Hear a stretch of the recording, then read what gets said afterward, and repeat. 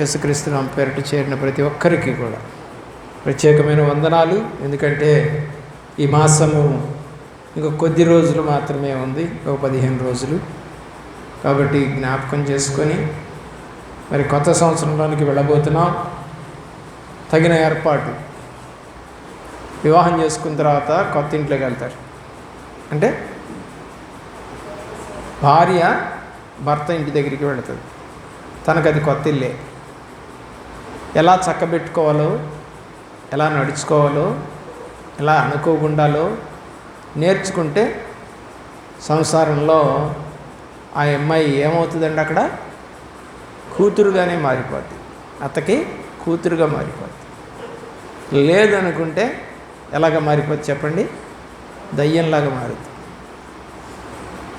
ఇటు కోడలు అత్త మీద కొన్ని నెపాలు వేస్తుంది, అలాగే అత్త కూడా తన సమాజం దగ్గరికి వెళ్ళి కోడల మీద నెపాలు వేస్తుంది. ఎందుకు అలాగంటే వాళ్ళిద్దరికి సమన్వయం లేదు. అంతేకాకుండా ఎన్ని సంవత్సరాలున్నా ఇంకా పుట్టింటినే ప్రేమించేటువంటి తత్వం ఉంటుంది.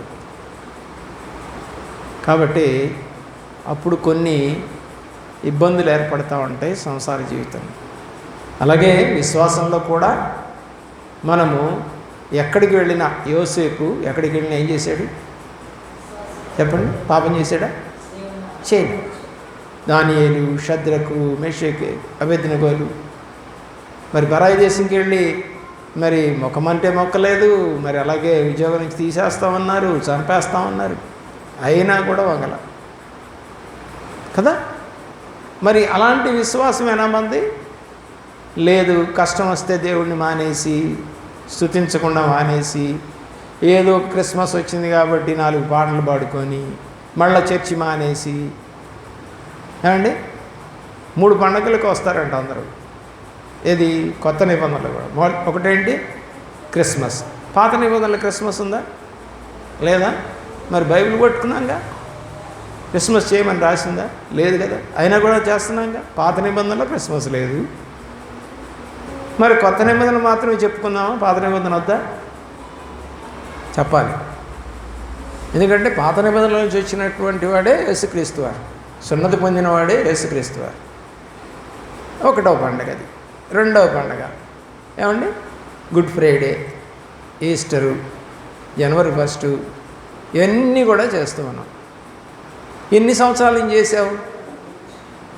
ఇన్ని సంవత్సరాలుగా చేస్తే ఒక మొక్కను మనం తీసుకొచ్చి నాటితే అది పెరుగుతూ ఉంటే సంతోషిస్తామా, లేకపోతే అలాగే ఉన్నా సంతోషిస్తామా, లేదా ఎండిపోతుంటే సంతోషిస్తామా? పెరుగుతూ ఉండాలి. చిగురేస్తూ ఉంటే మొన్న ఒక 15-20 రోజుల క్రితం నేను ఒక నిమ్మ మొక్క తెచ్చాను. అంటే అది ఒక వెరైటీ ఆస్ట్రేలియా నిమ్మ అన్నమాట. అది పెద్ద చెట్టు ఏమో అవ్వదు, కుండీలోనే పెంచుకోవచ్చు, కానీ కాయలు మాత్రం బాగా వస్తాయి, భలేగా ఉంటాయి. ఆ కాయలు చాలా టేస్టీగా కూడా ఉంటాయి. మరి అది ఎలాగుంటుందో చూద్దామని మొక్క తీసుకొచ్చి మొన్న అడుగుతున్నాను, చిగురేస్తుంది కదా ఇస్తే అంటే, అవునండి అంటే. ఎంత సంతోషం ఉంటుందండి. ఎన్నాళ్ళున్నా కూడా అది చిగురేకపోతే ఎంత బాధ ఉంటుంది నాకు. కాబట్టి మనం ఎక్కడి నుంచో ఒక మొక్కను తెచ్చామో, మన ఇంట్లో నాటుకున్నాము, మరి దాన్ని శ్రద్ధగా చూసుకుంటూ ఎదుగుతుందా లేదా అని పరిశీలన చేసుకుంటున్నప్పుడు ఏం కలుగుతుంది? నాకు సంతోషం. మరి దేవుడి సన్నిధిలోనికి వచ్చావు, రక్షణ పొంది వచ్చావు, నువ్వు ఎదుగుతూ ఉంటే దేవుడికి సంతోషం. 15వ అధ్యాయం యోహాను రాసిన సువార్తలో దేవుడు అంటూ ఉన్నాడు, మీరు బహుగా ఫలించడం వలన నా తండ్రికి మహిమ వస్తుంది అన్నాడు. దేవునికి మహిమ రావాలంటే క్రైస్తవులు ఏమవ్వాలని రాస్తుంది అక్కడ? బహుగా ఫలించాలి. మరి ఫలాలు లేకపోతే అంజూరపు చెట్టుని శపించినట్టుగా మనల్ని కూడా శపిస్తాడేమో. ఆలోచన చేయండి. లూకాసు వార్త 2వ అధ్యాయం 7వ వచనం వాక్య భాగంలోనికి వెళదాం. లూకాసు వార్త 2వ అధ్యాయము 7వ వచనం. ఏం లేదంటండి యేసు ప్రభు వారికి సత్రములో స్థలము లేదంట. ఏం లేదంట? దేవుడికంట స్థలం లేదంటండి. ఆకాశము భూమి ఎవరి? ఆకాశము నా సింహాసనము, భూమి నా పాదపీఠం అనుకున్న ఆయనకంట భూమి మీదకి వచ్చినప్పుడు అంట స్థలమే లేదంట. ఆయనకి ఏమైనా ఇళ్ళున్నాయా? 33.5 సంవత్సరాలు బతికాడు. వాళ్ళ అమ్మోళ్ళు ఏమన్నా నా కొడుకు అయినటువంటి యేసయ్యకి ఒక ఇల్లు కట్టిద్దాము అనుకున్నారా? లేదా? మరి నువ్వు ఎందుకు అనుకుంటా నీ కొడుకు కావాలని, నీ కూతురికి కావాలని? నా కొడుకు నా కూతురు యేసయ్యలాగా బతకాలని అనుకో, అది వేరులేండి అంట కదా. అలాగే పెళ్ళిళ్ళు చేసుకున్నప్పుడు ఏం చేస్తారు? పొలాలు రాసిస్తారు, స్థలాలు రాసిస్తారు, ఇళ్ళు రాసిస్తారు, నగలు రాసిస్తారు. ఏమండి?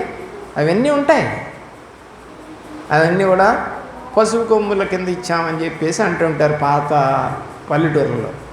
ఇప్పుడైతే డాక్యుమెంట్ రూపంలో హ్యాండ్ ఓవర్ చేయాలి. ఎందుకంటే పసుపు కుంకుల మీద ఉన్న దాన్ని చించేయచ్చు, అది రిజిస్టర్డ్ కాదు కదా, చించేయచ్చు.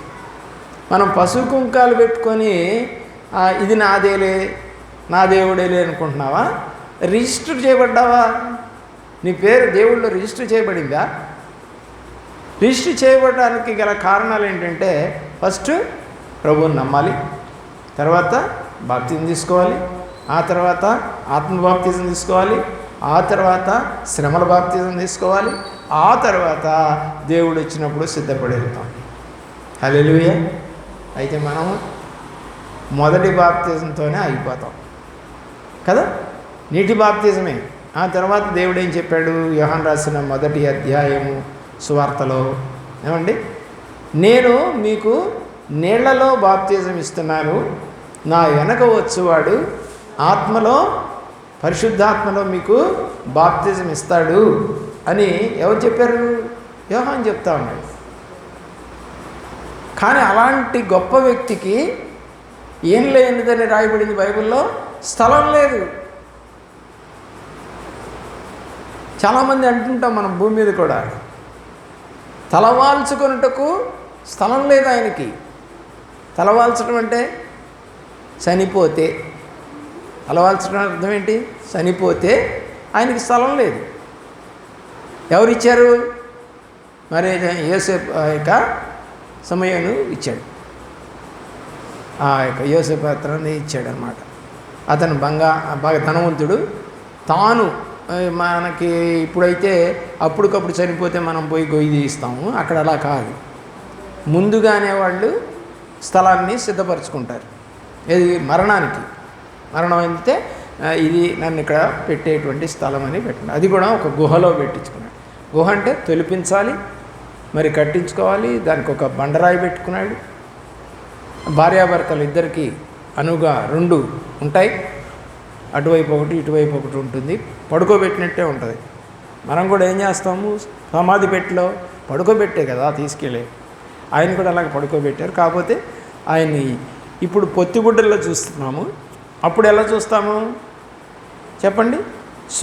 సుగంధ తైలములతో తయారు చేయబడినటువంటిది అంతా తీసుకొచ్చి ఆయన వస్త్రములకు పూసి సమాధిలో పెట్టారు. దేవుని ప్రేమిస్తున్న ప్రియులారా, వాక్యం ఏం చెప్తుంది చెప్పండి? ఆయనకి సత్రములో స్థలము లేదు. మరి నీ హృదయంలో చోటుందా ఆయనకి? చెప్పండి, నీ హృదయంలో చోటుందా? ఇవ్వండి. ప్రియులారా, నిర్గమాకాండము 20వ అధ్యాయము 24వ వచనం. నిర్గమాకాండము 20వ అధ్యాయము 24వ వచనం చదవండి. ప్రతి స్థలములోనూ నీ వద్దకు వచ్చి నిన్ను ఆశీర్వదిస్తాను అని చెప్తున్నాడు. ఏంటంట? ప్రతి స్థలములోనూ నీ వద్దకు వచ్చి నిన్ను ఆశీర్వదిస్తాను. మరి యేసు ప్రభువుకేమో అసలు స్థలమే లేదు, కానీ మనతో ఏం చెప్తా ఉన్నాడు? ప్రతి స్థలములోనూ నీ వద్దకు వచ్చి నిన్ను నేను స్థలం లేదు, ఆయన మనల్ని ఏమో ఆశీర్వదిస్తాడు అనుకుంటున్నావా? ఆయనకి స్థలం అవసరం లేదు. ఎందుకని? ఆకాశము ఆయన సింహాసనము, భూమి ఆయన పాదపీఠం. ఇక ఆయనకి స్థలం ఏంటి? అన్నీ ఆయనవి అయితే 50వ కీర్తనలు అంటాడు, 1000 కొండల మీద ఉన్నటువంటి భూములన్నీ కూడా నావి కాదా, గొర్రెలు మేకలు నావి కాదా అంటాడు 50వ కీర్తనలు.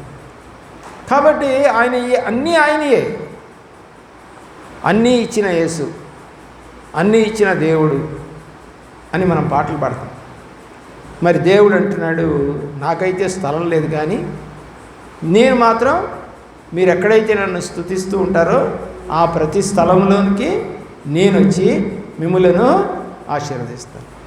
25వ అధ్యాయం కూడా చూడండి. 25వ అధ్యాయము 8వ వచనం, నిర్గమాకాండం. దేవుడు మోషేతో చెప్తా ఉన్నాడు. ఆయన అడుగుతున్నాడు, దేవుడు అడుగుతున్నాడు. ఏమని అడుగుతున్నాడో చూడండి. 20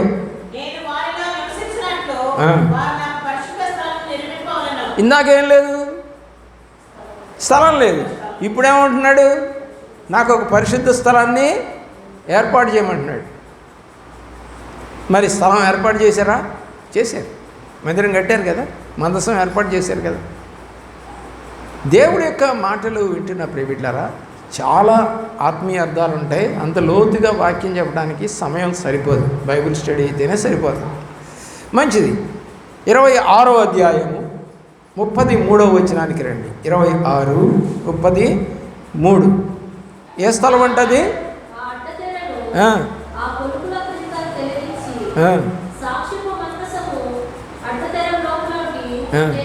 ఎక్కడది?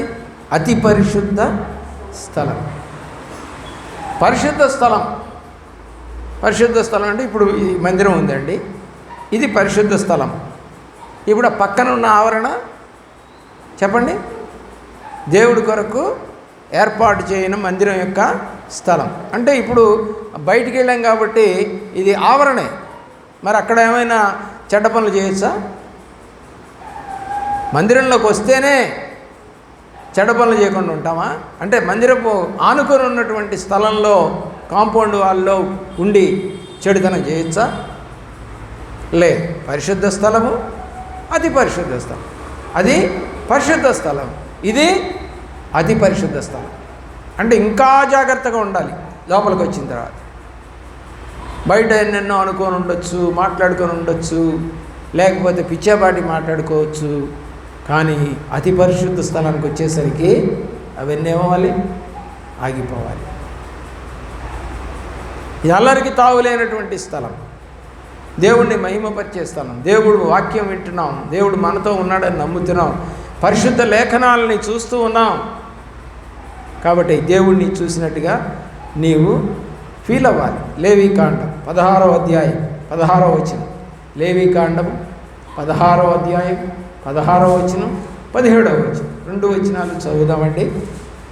ఇక్కడ పరిశుద్ధ స్థలంలో ఏం చేయాలో రాశాడు.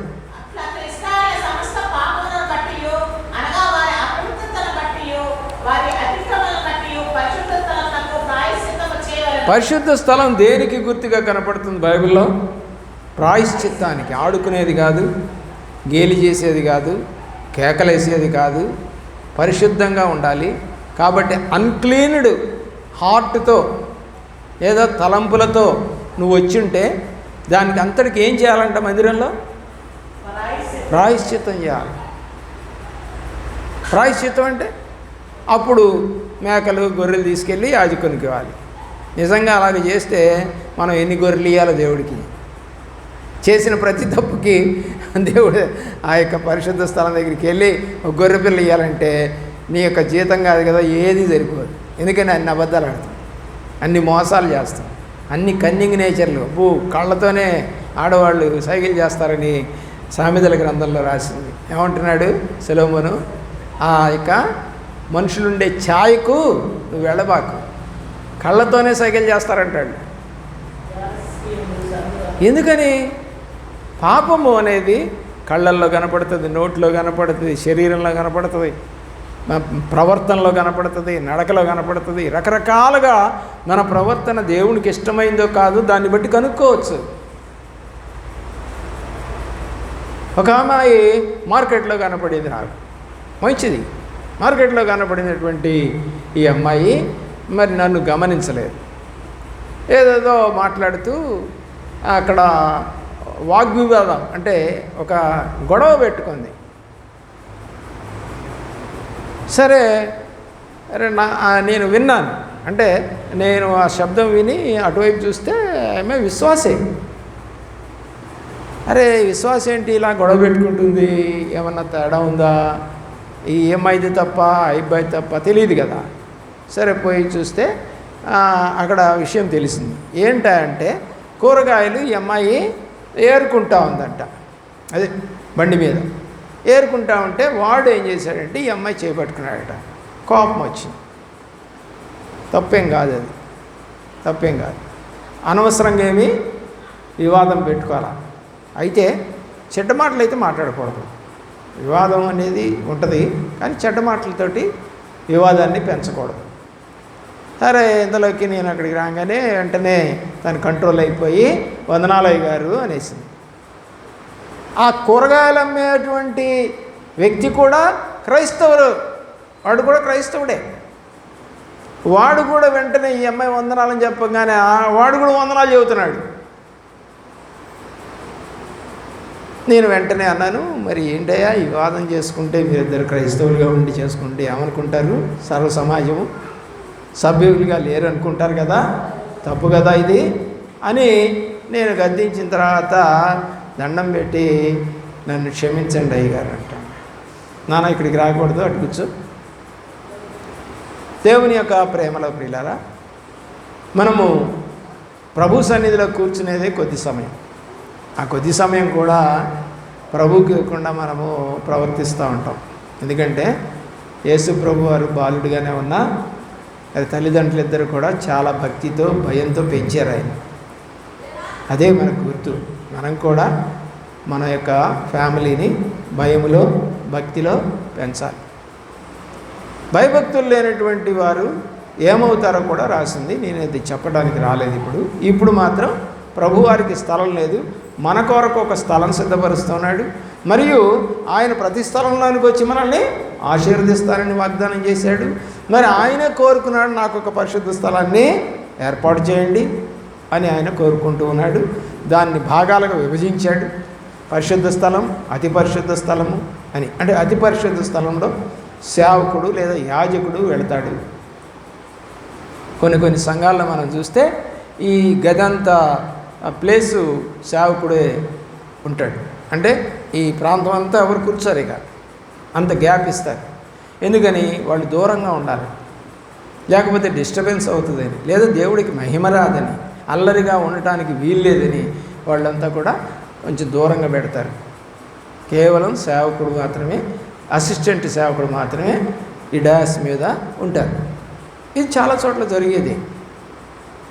అయితే మరి పల్లెటూరులలో పెట్టుకునేటువంటి చిన్న చిన్న సంఘాలు మరి పిల్లలు కానీ పెద్దవాళ్ళు కానీ ఎలా అయినా వస్తూ ఉంటారు. వాళ్ళని కాదనకుండా ఉంటేనే వాళ్ళని మనము తీసుకోగలుగుతామని కొంతమంది సేవకులు అంటాం. కానీ అది మంచి పద్ధతి కాదు. క్రమాన్ని నేర్పాలి. అక్రమము చేయవారులారా నా వద్ద నుండి తొలగిపోండి అన్నాడు కదా ప్రభువారు. వాళ్ళు పెద్దవాళ్ళు కానీ చిన్నవాళ్ళు కానీ ఎవరైనా సరే అక్రమంగా ఉంటే తొలగిపోవాలి.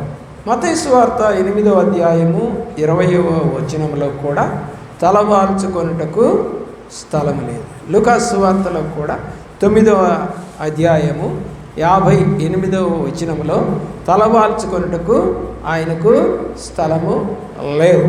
మత్తయి సువార్త 28వ అధ్యాయము 6వ వచనానికి రండి. మత్తయి సువార్త 28:6. ఎక్కడున్నాడు ఆయన? అప్పుడు ఆయన పండుకొనిన స్థలం. ఏ స్థలం అది చెప్పండి? ప్రభువారు చనిపోతే పండబెట్టిన స్థలం. చదవండి చదవండి చదవండి. ఏ స్థలం అది? యేసు ప్రభువారు పండుకున్న స్థలం. ఏం లేదు అంతకుముందు సత్రములో స్థలం లేదు. ఇప్పుడు స్థలం ఇచ్చింది, ఆ స్థలంలో ఆయన పడుకోబెట్టారు. ఇచ్చింది ఎవరు? ఆయన నమ్మినవారు, మరి ఆ యొక్క యోసేపు అనేటువంటి వ్యక్తి దాన్ని ఇచ్చాడు అని బైబిల్లో రాసి ఉంది. దేవుని యొక్క ప్రేమలో మార్క్స్ వార్త 2వ అధ్యాయము 2వ వచనం. మార్క్స్ వార్త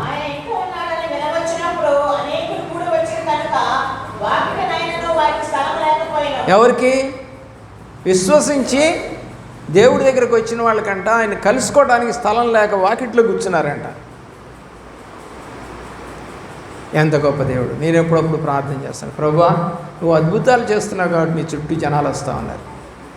నువ్వు అద్భుతాలు చేయకుండా ఉన్నప్పుడు ఎవరు నువ్వు వెంబడించాల. కాబట్టి ఈ రోజున జనాలకు ఏం కావాలి? అద్భుతములు కావాలి. అద్భుతం చేయుమయ్యా అని ఒక పాట కూడా రాశారు. మంచిదే. ఆ పాట పాడే వాళ్ళ కుటుంబంలోనే అద్భుతం లేదు, కానీ పాట మాత్రం ఎంతో రమ్యంగా పాడతాం కదా. పాటలు రాసేవాళ్ళు, పాటలు పాడేవాళ్ళు ఎక్కువైపోయారు, కానీ అనుసరించేవాళ్ళు తగ్గిపోయారు. దాని భావాన్ని అర్థం చేసుకునేవాళ్ళు తగ్గిపోయారు. పిల్లరా 16వ అధ్యాయము మార్క్స్ వార్త 6వ వచనం. 16వ అధ్యాయము 6వ వచనం.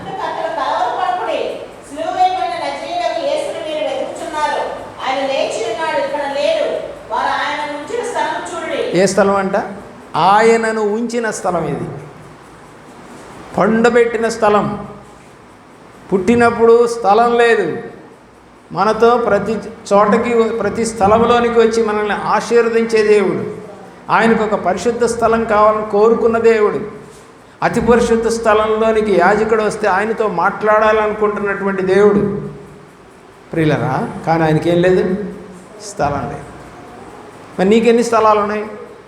కొంతమందిని అడిగితే అబ్బో మా అబ్బాయికి ఒకటి, మా అమ్మాయికి ఒకటి, మా ఆవిడకి ఒకటి, నాకు ఒకటి, ఇంకా వాళ్ళ పుట్టబోయేటువంటి మనవాళ్ళకి మనవరాళ్ళకి కూడా ఏమండి స్థలాలు, పొలాలు, ఇళ్ళు సంపాదించామండి.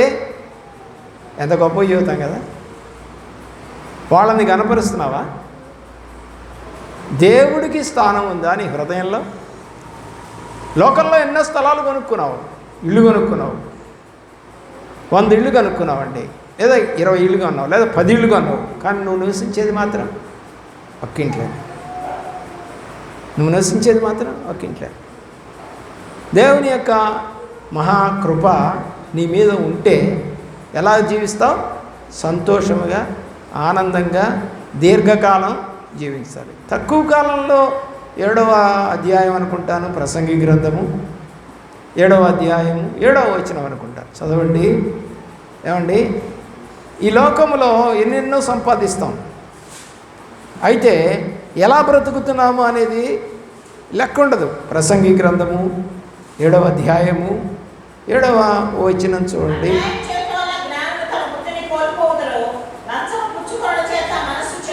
ఏం పుచ్చుకుంటాడంట? లంచం పుచ్చుకుంటాడంట. ప్రసంగి గ్రంథములో ఏమంటున్నాడు అంటే, అతను అధికముగా దుర్మార్గ పనులు చేయొద్దు. ఏం పనులు చేస్తాడంటే అండి, అధికముగా దుర్మార్గ పనులు చేస్తూ ఉన్నాడు. 17వ వచనంలో బుద్ధిహీనంగా తిరుగుతున్నాడు. కాబట్టి ఈ 2 చేస్తే ఏమవుతుందో కింద చెప్పాడు. నీ కాలము ముగియకముందే చనిపోతారంట. అదేంటండి అలాగంటాడు దేవుడు? ఆ 2 పనులు చేయబాకు. పైన పని ఏంటి? దుర్మార్గం. రెండోది ఏంటి? బుద్ధిహీనం. బుద్ధిహీనం అంటే పెద్దల్ని గౌరవించకుండా, సేవకుడిని గౌరవించకుండా, ఏమండి మరి గురువుగారిని గౌరవించకుండా, సమాజంలో తిమోతి గ్రంథంలో అంటాడు పెద్దవారిని తండ్రిలాగా భావించమని చెప్పి రాశాడు. కానీ అరే ముసలాడా, వసే ముసల్దానా అనేవాళ్ళని నేను పల్లెటూరులో చూశాను. అంటే ఆ తల్లి ద్వారానే నువ్వు ఈ భూమి మీదకి వచ్చావు, అయినా కూడా తల్లిని గౌరవించలేనటువంటి సమాజంలో పెరుగుతున్నావు. అందుకని అధికంగా దుర్మార్గ పనులు చేయొద్దు, బుద్ధిహీనంగా తిరగద్దు. బైబిల్ ప్రకారం నడవటానికి ఇష్టపడకుండా ఉండేవాళ్లే 99% ఉంటారు. ఏదో 1% పిచ్చోళ్ళలాగా మరి దేవుడే కావాలి మాకు, మేము ఇట్లాంటి పనులు చేయము, మేము ఇలాగ తిరగము, మేము ఇలాగ దండాలు పెట్టము, మేము ఇలాగ తినము, మేము ఇలా కట్టుకోము అనేవాళ్ళు ఎక్కడో తక్కువ. కుల పెళ్ళిళ్ళే, కట్నం పెళ్ళిళ్ళే, రక్షణ లేని పెళ్ళిళ్ళే, మా పెళ్ళి బాప్తీజాలు, ఇవే జరుగుతూ ఉన్నాయి భూమి మీద. ఎందుకంటే ఎలాగోలా బతికేసేయాలి మనం, ఎలాగోలా బతకాలంతే. కానీ దేవుడికి ఇష్టంగా బతకాలని అయితే ఎవరు కోరుకోవట్లా. పెళ్ళికి వెళ్తాం, వాక్యం వినేది ఎవడండి? ఎవడన్నా వింటున్నాడు వాక్యం? వింటల్లా. సంఘానికి వెళ్తున్నాం, వాక్యం వింటున్నారా? లేదు. వరకు కూర్చుంటున్నాం, అనేక పనులు ఆటలాడుకుంటాం, రకరకాలుగా గిల్లుకుంటుంటాం, ఫోన్లు చూసుకుంటుంటాం. కాన్సన్ట్రేషన్ లేదు ఈ రోజున ప్రభు దగ్గర. జనవరిలో మీటింగ్స్ జరగబోతా ఉన్నాయి స్టోర్పురంలో. ప్రియులారా, మీరు వెళ్ళి చూడండి. చిన్న చిన్న పిల్లల్ని ఈ చలికాలంలో చిన్న చిన్న పిల్లల్ని కూడా వేసుకొని వస్తారండి. ఏమండి, అక్కడ పందిర్లు వేస్తారు. ఆ పందిర్లకి వీళ్ళు చీరలు కట్టుకొని పిల్లల్ని దాంట్లో పడుకోబెట్టి వీళ్ళు ఊపుతూ ప్రార్థన చేస్తూ ఉంటారు, మరియు వాక్యం వింటూ ఉంటారు. అమ్మో, మా పిల్లలకి మంచి స్థలాలు కావాలి, మంచి ఉయ్యాలు కావాలి అని అనుకోవట్లేదు. అంటే ఎవరి ప్రేమను బట్టి వాళ్ళు వచ్చారు అక్కడికి? దేవుని ప్రేమ. అక్కడ స్థలం లేదు నీకు, అంటే నీకు ఇష్టం వచ్చినట్టుగా ఉండటానికి లేదు అక్కడ స్థలం. కానీ ఉన్న స్థలంలోనే దేవుణ్ణి మహిమపరచడానికి సిద్ధపడతావు. కొన్ని వేల మంది వస్తారు. అందులో నేను కూడా ఒకప్పుడు. ఏమన్నా ఇసుకలో ప్రార్థనలు, ఏడుస్తూ పశ్చాత్తాపడుతూ ఎలాగుంటుందో తెలుసా ప్రియులారా? అదొక పెద్ద ఘోష, స్తుతుల ఘోష, ప్రార్థన ఘోష. నువ్వు ఎప్పుడన్నా విన్నావో లేదో నాకు తెలియదు, వెళ్ళి చూడు. వాళ్ళు ప్రార్థన అన్నప్పుడు 1 hour తక్కువ లేకుండా ప్రార్థన చేస్తారు అందరూ. అసలు ఆ శబ్దం వింటూ ఉంటే పరలోకమే మన మధ్యన ఉందేమో అనిపించేంతగా ఉంటుంది. అట్లాంటి సంఘంలో నుంచి వచ్చాను. నాకు ప్రార్థన అంటే ఇష్టం, వాక్యం అంటే ఇష్టం. పాపం చేయకూడదు, అబద్ధం ఆడకూడదు, అక్రమంగా ఉండకూడదు, యథార్థంగా ఉండాలి. ఎందుకంటే యథార్థవాది లోక విరోధి. నేను యథార్థంగా ఉంటే ఎవరికి నచ్చదు. యేసు ప్రభు వారు ఎందుకు నచ్చలేదు? యోహాను రాసిన సువార్తలు అంటాడు, నేను లోకము దాని క్రియలను నేను ద్వేషిస్తున్నాను కాబట్టి వారు నన్ను ద్వేషిస్తున్నారు, మిమ్మల్ని కూడా ద్వేషిస్తారు, మీరు కూడా లోకము దాని క్రియలను ద్వేషిస్తారు కాబట్టి మిమ్మల్ని ద్వేషిస్తారని శిష్యులకు కూడా చెప్పి పంపించాడు. కానీ మనం ఇప్పుడు ఏం చేస్తున్నాం? లోకాన్ని హత్తుకుంటున్నాం, దేవుడిని విడిచిపెట్టాం. ఆలోచించండి. దేవుడికి రావాల్సిన ఘనత రావాలంటే ఎక్కువగా ప్రార్థన చేయాలి, వాక్యం చదవాలి, తప్పు చేయకుండా ఉండాలంటే కీర్తనలో అంటాడు, ఆయన వాక్యము మన హృదయంలో ఉంటే పాపము చేయి. నీ వాక్యమును నా హృదయములో ఉంచుకొందును దేవా, నే పాపము చేయకుండా నీ వాక్యమును నా హృదయములో ఉంచుకొందును దేవా. అలా ప్రార్థన చేసేవాడు కావాలి. వాక్యం ఉంచుకుంటాను దేవా పాపం చేయకుండా ఉండటానికి అని రొమ్ములు కొట్టుకునేవాళ్ళు కావాలి. మేము పాపం చేస్తాం, చర్చికి వెళ్తాం. మేము తప్పు చేస్తాం, చర్చికి వెళ్తాం. మేము అయోగ్యంగానే ఉంటాం, బలారాధన తీసుకుంటాం. మేము కానుకలే వేయం, కానీ దేవుడిని మహిమపరచమని కోరతాం. అడుక్కునేవాడికి సైతం నువ్వు ఎప్పుడు 5 రూపాయలు వేస్తూ ఉంటే 10 రూపాయలు వాడు ఎంత దీవిస్తాడు? ఎందుకని? డబ్బులు ఎక్కువ అవుతుంటే దీవెనలు ఎక్కువ అవుతున్నాయి. ఎందుకని? కానీ సంఘంలో ప్రార్థన ఎక్కువైతే దీవెనలు ఎక్కువ ఉంటాయి. డబ్బులు చూడండి దేవుడు. నువ్వు దేవునికి ఇష్టంగా బతకడానికి నీకొక స్థలాన్ని ఏర్పాటు చేశారు, పరిశుద్ధ స్థలాన్ని ఏర్పాటు చేశారు. ఆ పరిశుద్ధ స్థలంలో నువ్వు ప్రార్థన చేయాలి, ప్రాశ్చిత్తపడాలని రాసి ఉంది. దేవుని యొక్క ప్రేమలో లూకాసు వార్తలో 16వ అధ్యాయంలో 28వ వచనం. ఏ స్థలమో చూడండి. ఏమంటా? ఏ స్థలము? ఏ స్థలం? వేదనకరమైన స్థలం. అగ్ని ఆరదు, పురుగు చావదు అనేటువంటి ఒక స్థలానికి నీవు కానీ, నీ కుటుంబం కానీ, నీ బంధువులు కానీ, నీ స్నేహితులు కానీ, నీ సమాజం కానీ, నీ జనులు కానీ ఉండకూడదు. చదవండి.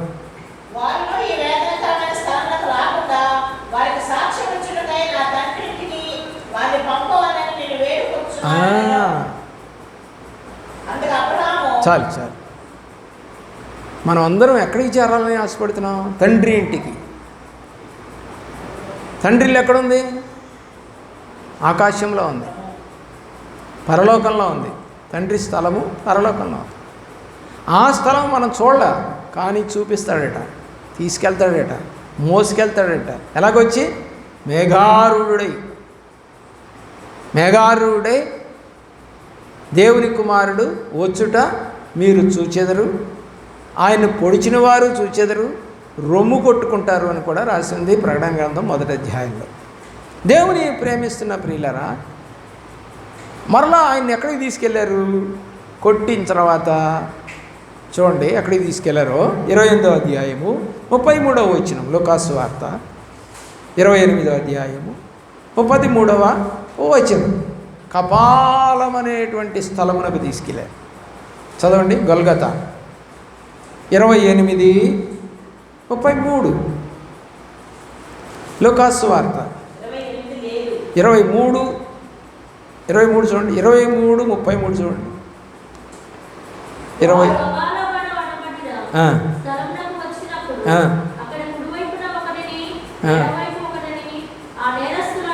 ఏ స్థలం అండి? కపాలమైన స్థలం. కపాలం అంటే పుర్రె. కపాలం అంటే పుర్రె. కపాలం అంటే పుర్రె. పుర్రెలాగా ఉండేటువంటి ఆ కొండ అంటే 2 కళ్ళు, ముక్కు, నోరు కనపడతా ఉంటుంది. చూడొచ్చు మీరు యూట్యూబ్లో కానీ లేకపోతే గూగుల్లో కానీ సెర్చ్ చేస్తే ఆ గూగుల్లో కనపడుతుంది. అది సేమ్ అలాగనే ఉంటుంది. నేను కూడా వెళ్ళి చూసి వచ్చాను. దేవుని ఏ స్థలంలోకి తీసుకెళ్ళారండి? కపాలం అనేటువంటి స్థలం. జనరల్గా కపాలం చూస్తే భయపడతారు పిల్లలు, పెద్దవాళ్ళు కూడా. స్కెలిటన్ని చూస్తే భయపడతారు. మరి డాక్టర్లకు భయం లేదా? భయం లేదు. వాళ్ళు చచ్చిన శవాలను కూడా పోస్ట్ మార్టం చేస్తారు. వాళ్ళు భయపడితే ఇంకేం చేస్తారు వాళ్ళు? కాబట్టి దేవుని యొక్క ప్రేమలో యోహాను రాసిన సువార్త 1వ అధ్యాయము 39వ వచనం. ప్రభువారు ఈ లోకానికి వచ్చిన తర్వాత కాపురం ఉన్నాడంట. ప్రభు.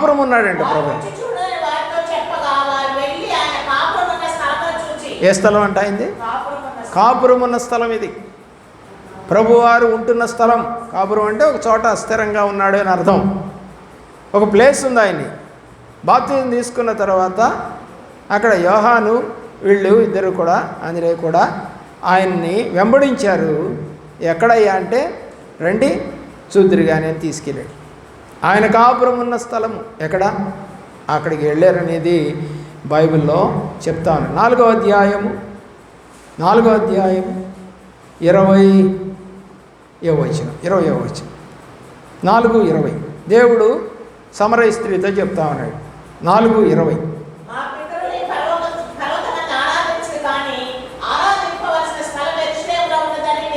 ఎక్కడుందంటే ఆరాధించే స్థలం దేవుడు చెబుతా ఉన్నాడు. యెరూషలేములో ఉంది. మందిరం ఎక్కడుందండి? పలానా చోట ఉంది. అది ఏంటండి? ఆరాధించే స్థలం.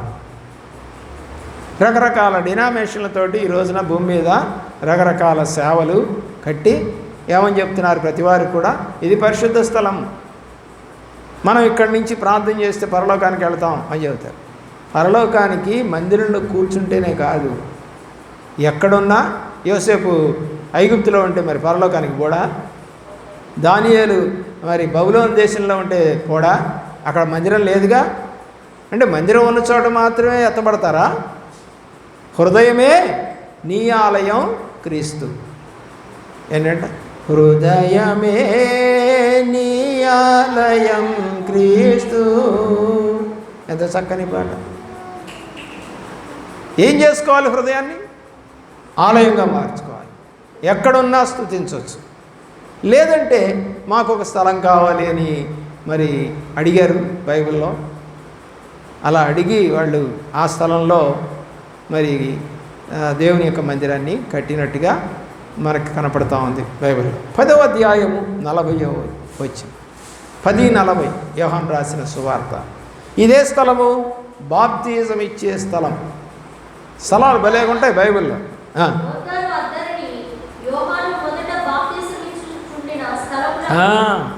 ఏ స్థలం అది? బాప్తిజం ఇచ్చే స్థలం. బాప్తిజానికి ఒక స్థలం ఏర్పాటు చేశారు ఫలానా చోట. మన భారతదేశంలో, ఆంధ్రప్రదేశ్లో అండి ఆ యొక్క కృష్ణానదిలో బాప్తిజం ఇస్తుంటే సేవకులను కొట్టారు, విశ్వాసుల్ని కొట్టారు. ఆ నీళ్ళు ఏంటో వాళ్ళ దేవుడివి అన్నట్టుగా. అదేంటండి నీళ్ళు ఎవరి దేవుడి అంటే, ఇప్పుడు అమెరికాలో ప్రవహిస్తున్నటువంటి నీళ్ళు ఎవరి? రష్యాలో ప్రవహిస్తున్న నీళ్లు, చైనాలో ప్రవహిస్తున్న నీళ్లు ఏమండి ఎవరి? అన్నీ కూడా దేవుడి, అన్నీ దేవుడి. మరి ఆయన నువ్వు పెట్టుకుంటే నీ దేవుడిగా అనుకున్నావు, నేను పెట్టుకుంటే నా దేవుడు అనుకున్నావు, అంతే కదా. కాబట్టి మరి అక్కడ వివాదాలు వస్తూ ఉన్నాయి, కొట్లాట్లు జరుగుతూ ఉన్నాయి. మరి క్రైస్తవుల్ని బాప్తిజం ఇచ్చే స్థలం అంటూ ఇప్పుడు లేదు ఎక్కడా కూడా. ఫలానా స్థలంలోనే బాప్తిజం ఇవ్వాలంటే మనకేమైనా రూల్ ఉందా? లేదు, ఎక్కడైనా ఇస్తా ఉండొచ్చు. ప్రియులారా, మరి మన కొరకు దేవుడు స్థలము సిద్ధపరచాలని ఈ లోకానికి వచ్చాడు. 14వ అధ్యాయము 2-3 వచ్చినారు. 14వ అధ్యాయం 2-3.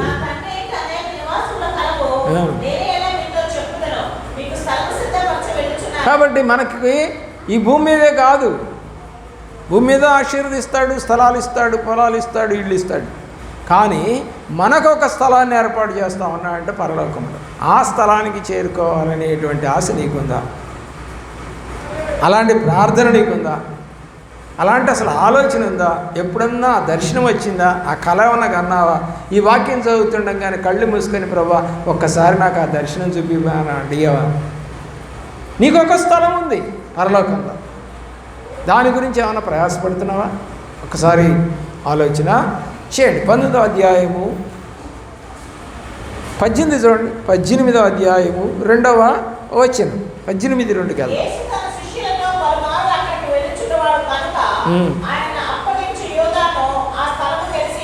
ఏ స్థలము? ఆయన ప్రార్థన చేసే స్థలం. ఒలీవ కొండలకి వెళ్ళి ఆయన ప్రార్థన చేస్తూ ఉంటాడు. ఈ స్థలం ఎవరికి తెలుసంట? యూదాకి తెలుసట. ఎందుకు? ఆ స్థలంలో ఆయన ఉండి ప్రార్థన చేసుకుంటూ ఉంటాడు కాబట్టి, లెగవుడు కాబట్టి మనం ఊర్లోకి వెళ్ళి రాణువారిని తీసుకొచ్చి ఆయన్ని పట్టించవచ్చు. ప్రార్థన చేసే స్థలం ఒలీవల కొండ. దానికి ఎదురుగా ఏముంటుంది చెప్పండి? యెరూషలేము ఉంటుంది. యెరూషలేము యొక్క దేవాలయం ఒలీవల కొండ నుంచి చూస్తూ ఉంటే కనపడుతూ ఉంటుంది. అందుకని యెరూషలేము తట్టు బైబిల్లో సొలొమోను అంటాడు కదా, ఈ స్థలము తట్టు తిరిగి ఎవరైతే ప్రార్థన చేస్తారో అని రాశాడు కదా. కాబట్టి యేసు ప్రభు వారు కూడా యెరూషలేము తట్టు తిరిగి ప్రార్థన చేస్తారు. తూర్పు తట్టు అనేది కాదు, అక్కడ యెరూషలేము తట్టు. చూడండి 19వ అధ్యాయం 20వ వచనం. ప్రభు శిలువ మోయబడినటువంటి స్థలం.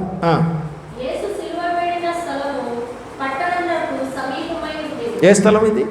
ప్రభువారిని సిలువ వేయటానికి తీసుకెళ్ళినటువంటి స్థలం, సిలువ వేయబడిన స్థలం, సమాధిలో పెట్టబడిన స్థలం, ప్రార్థించిన స్థలం, ఆశీర్వదించిన స్థలం, మందిరం కట్టడానికి తీసుకున్న స్థలం, ఏమండి వేదనకరమైన స్థలం, తలవాల్చుకోవడానికి స్థలమే లేనటువంటి దేవుడు. ఏమండి ఆయనకి సత్రంలో స్థలమే లేదు. మనమైతే చక్కగా కాపురం చేస్తున్నాం, ఆయన కూడా కాపురం చేసిన స్థలం అంట. అపోస్తల కార్యగ్రంథం 7వ అధ్యాయం 46వ వచనం. 7:46 అపోస్తల కార్యగ్రంథం. ప్రభువు నివాస స్థలాన్ని, యాకోబు యొక్క దేవుని నివాస స్థలం అంట. ఏ స్థలం అంటే? ఎవరైనా? ఆయనే యేసయ్య, ఆయనే యెహోవా, ఆయనే కుమారుడు, ఆయనే మృత్యుంజయుడు, ఆయనే జీవము కలిగిన దేవుడు, ఆది అంతము లేని దేవుడు, జ్యోతిర్మయుడైన దేవుడు. కాబట్టి ఆయన ప్రభువు నివాస స్థలం. 16వ అధ్యాయము 16వ వచనం, అపోస్తలుల కార్యగ్రంథం 16:16. ఏ స్థలం ఇది? ఒక చోటకి వెళ్ళి ప్రార్థన చేసుకోవాలి. చాలామంది అంటారు నేను గుడికి వెళ్ళి ప్రార్థన చేసుకుంటాను, మందిరానికి వెళ్ళి ప్రార్థన చేసుకుంటాను అన్నది ఎవరు చెప్పండి? సమూయేలు మొదటి గ్రంథంలో 1వ అధ్యాయము 10వ వచనంలో అన్న ఏమనుకుంటుందంట? నేను ప్రార్థనా స్థలంకి వెళ్ళి అక్కడ ప్రార్థన చేసుకుంటా, అక్కడ బతిలాడుకుంటా దేవుణ్ణి అని చెప్పింది, చేసింది.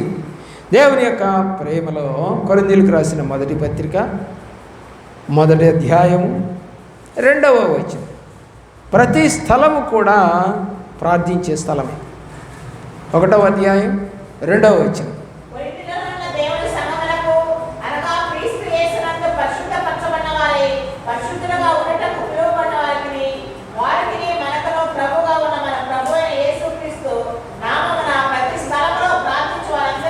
ఏ స్థలంలో?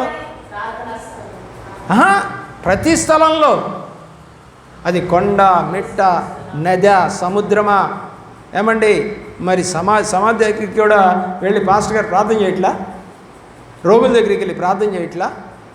మందిరంలో ఒక్కచోట ప్రార్థన చేస్తాడు ఆ సేవకుడు. కాబట్టి దేవుడు పౌలు ద్వారా చెప్పిస్తుంది ఏంటి తెలుసా? ప్రతి స్థలంలో ప్రార్థన చేసే వారి గురించి మాట్లాడతాం. మరి నువ్వు ఎప్పుడన్నా ఎక్కడైనా అలా ప్రార్థన చేసావా? బస్సులో ప్రయాణం చేసేటప్పుడు, లేదా మీ వారితో నువ్వు బండి మీద వెళుతున్నప్పుడు, ప్రభువా క్షేమంగా వెళ్ళేటట్టు చేయ, నిన్ను గణపరిచేటట్టు చేయ అని ప్రార్థన ఉందా నీకు? ప్రతి స్థలంలో, ప్రయాణంలో కూడా ప్రార్థన, ప్రతి మజిలీలో కూడా ప్రార్థన, ఆగినప్పుడు ప్రార్థన, దిగినప్పుడు ప్రార్థన, ఎక్కినప్పుడు ప్రార్థన. ఎంతసేపు చేస్తావు? సెకండ్స్లో చేయొచ్చు, 5 or 8 సెకండ్స్లో చిన్న ప్రార్థన చేయొచ్చు. కానీ నోరు రాట్లా. క్రైస్తవులుగా మనం అనుకుంటారేమో. నేను ఒక రోజున శంకర్లాస్ హోటల్కి వెళ్ళాను, ఆకలేసింది. సరే చూడంగానే కనపడతా ఉంది, సరే తిందాంలే అన్న. మా మిస్సెస్ అప్పుడు లేదు, ఎక్కడికో వెళ్ళింది. సరే నేను ఒక్కడిగా ఉంటాను, సరే అని చెప్పేసి లోపలికి వెళ్ళి సరే ఆర్డర్ చేశాను. టిఫిన్ వచ్చింది. నా ముందు ఎవరో ఒక జంట కూర్చున్నారు అన్నారు. అంటే నేను ముందు వెళ్ళాను, ఆ తర్వాత వాళ్ళిద్దరికి స్థలం లేక నా ఎదురుగా కూర్చున్నారు. భర్త కూడా ఉన్నాడు కాబట్టి. సరే ఆ టిఫిన్ నేను ఆర్డర్ చేస్తున్నాను కాబట్టి నా దగ్గరికి తీసుకొచ్చాడు సర్వరు. తీసుకురాగానే నేను దాని మీద అలా చేయబెట్టి ప్రార్థన చేస్తున్నాను. వాళ్ళ ఆవిడ అంటుంది ఎదురు, ఆమె భార్య భర్తతో, ఏమండి ఏం చేస్తున్నాడు ఆయన? ఏం చేయబెట్టాడేంటి?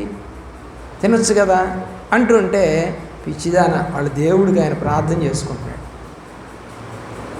అదేంటి ఇడ్లీకి, సాంబార్కి, అట్టుకి కూడా ప్రార్థన చేస్తారా? అమ్మ అది వాళ్ళ పద్ధతి, అది అంతా దేవుడిచ్చాడని చెప్పి ఆశీర్వాదంగా నాకు చేయదేవా అని వాళ్ళు ప్రార్థన చేసుకొని భుజిస్తారు.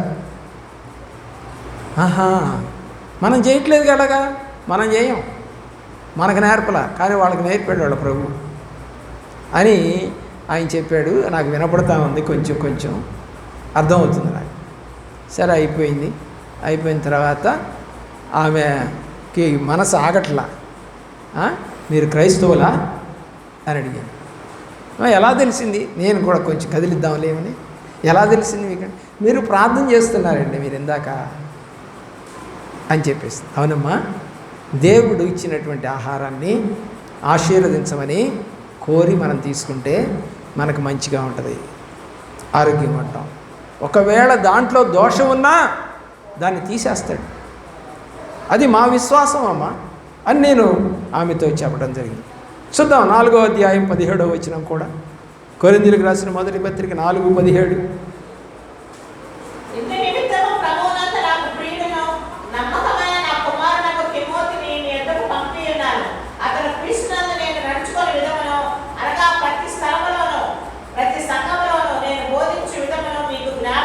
వాక్యం ఎక్కడెక్కడ చెప్తాడంట, ఎక్కడెక్కడ చూపిస్తాడంట దేవుణ్ణి? ప్రతి స్థలంలో. మరి మనం ఎక్కడ చూపిస్తాం? చర్చికి వచ్చినప్పుడు మాత్రమే క్రైస్తవులు. మిగతా చోట క్రైస్తవులకు కనపడం. మాకు ఒక రజనీ అక్క అని ఒక ఆమె ఉండేది. ఆమె కొలీగు, ఆమె పక్కా క్రిస్టియన్. మేము హిందువులుగా ఉండి మారినవాళ్ళం. అయితే ఆమె బడికి వచ్చేటప్పుడేమో బొట్టెట్టుకొని వస్తుంది. విన్నావా? బడికి వచ్చేటప్పుడు హిందువులాగానే చక్కగా గాజులు గీజులు అన్నీ వేసుకొని నగలేసుకొని బొట్టు పెట్టుకొని వస్తుంది. మా ఇంటికి వచ్చిందనుకో బొట్టు తీసేసి వస్తుంది. ఏందక్క ఈ వేషం, తప్పు కదా, నువ్వు క్రైస్తవులు అని చెప్పేసి తెలుసుకుంటే ఏమన్నా తప్పు అవుతుందా? స్కూల్లో పిల్లలకి కానీ నీకు కానీ నీ ఉద్యోగం ఏమైనా ఊడిపోద్దా అని అంటే, అది కాదులేరా అంటది. ఇప్పటికీ అదే పరిస్థితి. ఆమె వాళ్ళ బ్యాంక్ మేనేజర్కి పెళ్లి కార్డు ఇవ్వడానికి వెళ్ళారు వాళ్ళ అబ్బాయి. వెంటనే మా ఇంటికి వచ్చింది, బొట్టు లేకుండా వచ్చింది. ఇక బయలుదేరి కారు ఎక్కుతున్న సందర్భంలో బ్యాగ్ తీస్తా ఉంది. ఏందాక ఎదుగుతున్నావంటే, బొట్టురా, బొట్టు అదేంటాక బొట్టు పెట్టుకోండి. ఇప్పుడు వెళ్తుంది హిందూ ఆయన మేనేజరు హిందూ అంటే, హిందూ ఏంటి నువ్వు క్రైస్తవరాలు అని ఆయనకి తెలీదా? తెలిసినా బొట్టు లేకపోతే వాళ్ళు ఒక రకంగా చూస్తారా? వాళ్ళు క్రైస్తవులే. అంటే దేవుణ్ణి చూపించడానికి అవకాశం దొరికినా కూడా నువ్వు దాన్ని చూపించలేకపోతున్నావు అంటే నువ్వు క్రైస్తవులా, నిజ క్రైస్తవులా? ఆలోచించి. హెబ్రీ పత్రిక 10వ అధ్యాయం 20వ వచనం. ఈ రక్తం ఎందుకు తీసుకుంటాం మనం? బలారాధనప్పుడు ఈ రక్తం ఎందుకు తీసుకోవాలండి అని అడుగుతారు. ఎవరన్నా అడిగితే చెప్పండి. యేసు రక్తం ప్రతి పాపములను కడుగుద్ది కాబట్టి నా పాపమును పరిహరించడానికి ఆ రక్తం తీసుకుంటున్నానని చెప్పండి. ఇక్కడ ఇంకో మాట రాశాడు, చదవండి. 10వ అధ్యాయం 20వ వచనం. ఎక్కడికి వెళ్ళాలనే ఉద్దేశంతో మనం ఈ రక్తం తీసుకుంటున్నాం? ఆయన ఉండేటువంటి పరిశుద్ధ స్థలానికి తీసుకోవాలంటే ఆయన రక్తాన్ని మనం తీసుకుంటే, ఇప్పుడు ఆయన జన్యువు అంటే ఆయనలో ఉన్నటువంటి రక్తం మనలో కూడా ఉంటుంది కాబట్టి మనందరం ఏమవుతామంటే, యోహాను రాసినటువంటి సువార్త 1వ అధ్యాయం 12వ వచనం ప్రకారం ఆయన పిల్లలం అవుతాం. ఆయన పిల్లలు ఎక్కడుంటారు? తండ్రి ఎక్కడుంటే పిల్లలు అక్కడ ఉంటారు. కాబట్టి ఇప్పుడు ఎక్కడికి వెళ్తామంటే, ఆయన ఉండేటువంటి పరిశుద్ధ స్థలంలోనికి వెళ్ళాలంటే మనము ఈ రక్తము తీసుకోవాలి. పరిశుద్ధ స్థలానికి వెళ్తాం. బైబిల్లో ఇందాక చదువుకున్నాం మనం.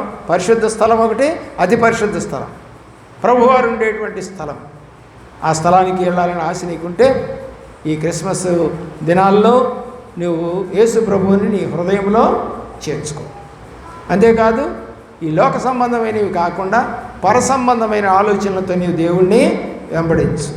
స్టార్ పెడితే కాదు, చెట్టు పెడితే కాదు, ఏమండి, లేకపోతే పాకేస్తే కాదు, లేదా నీ కొడుక్కి క్రిస్మస్ తాత డ్రెస్ కొనిస్తే కాదు.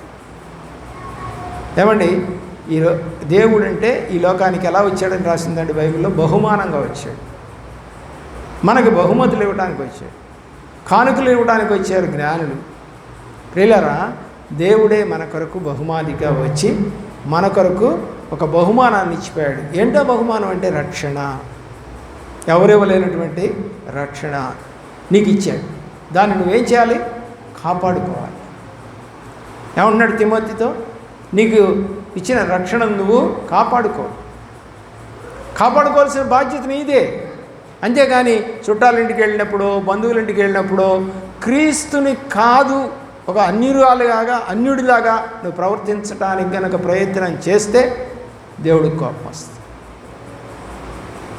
ఒక భార్యని ఒక అతను తీసుకెళ్తున్నాడు. ముగిద్దామండి.